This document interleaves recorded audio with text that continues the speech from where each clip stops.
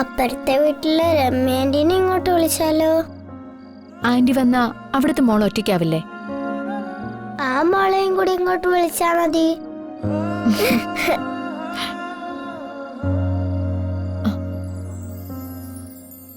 Uncle മോളെ,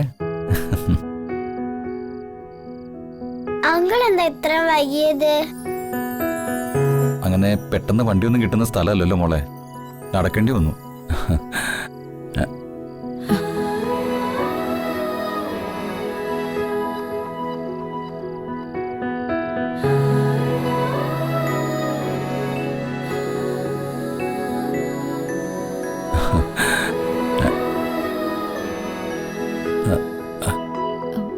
ഇതെന്താ ചെകൻ ടീഷർട്ടിലൊക്കെ കരിയും പൊടിയൊക്കെ പറ്റിയിരിക്കുന്നേ? അത് വന്ദനെ ഒരു വർക്ക്ഷോപ്പിലാണ് ജോലി കിട്ടിയത്.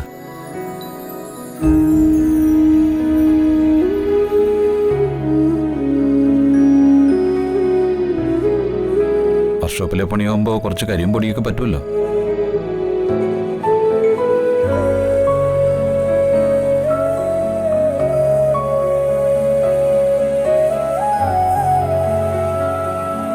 അല്ല, എന്താ രണ്ടാൾക്കൊരു വിഷമം?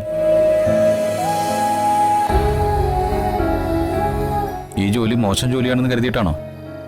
എല്ലാ ജോലികൾക്കും അതിൻ്റെതായ അന്തസ്സുള്ളതാ. അങ്ങനെ അമ്മായിയച്ഛന്റെ ജോലി തന്നെ മരുമകനും കിട്ടി അല്ലേ? ആ, അതില് അഭിമാനിക്കല്ലേ വേണ്ടത്, അല്ലേ മോളെ? നാളെ മുതല് വീട്ടിലിരുന്ന് ചെയ്യാൻ പറ്റുന്ന പണി എന്തേലും ഉണ്ടോ എന്ന് ഞാനൊന്ന് തിരക്കട്ടെ. തൽക്കാലം അത് വേണ്ട വന്ദനെ.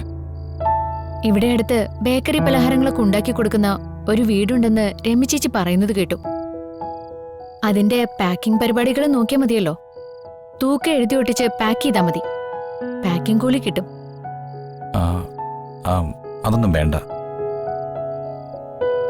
ഞാൻ പറഞ്ഞിട്ടില്ലേ, എനിക്ക് ആരോഗ്യമുള്ളിടത്തോളം കാലം വന്ദന പണിയൊന്നും എടുക്കണ്ടെന്ന്. ഭർത്താവ് പണിയെടുത്ത അഭിമാനം, ഭാര്യ പണിയെടുത്താലോ ദുരഭിമാനം. ആ ചിന്തഗതി ശരിയല്ല.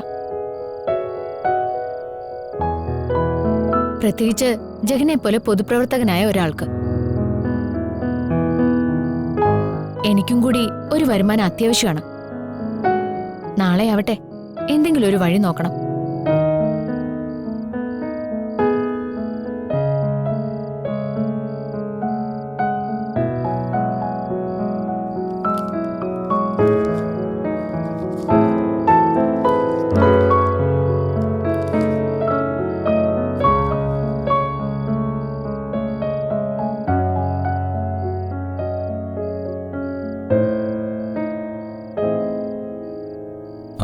ഇന്ന് ജോലി ചെയ്തതിന്റെ ശമ്പളമാ.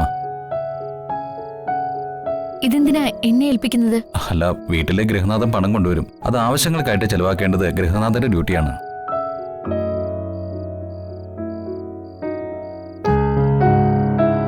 എന്താ, അതല്ലേ നാട്ടു നടപ്പ്.